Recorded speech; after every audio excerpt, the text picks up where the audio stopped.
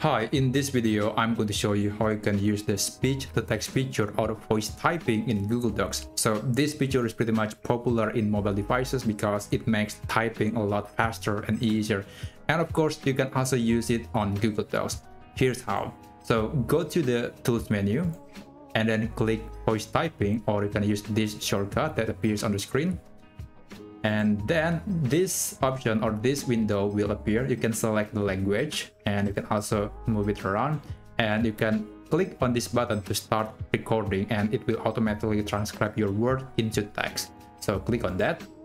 And if you're using the browser version for the first time, then you have to click allow to give this website access to your microphone. Okay, now you can start typing and the document will automatically transcribe your words into text. So yeah, that's basically how you can do it, and I hope you find this video helpful, and I'll see you on the next video.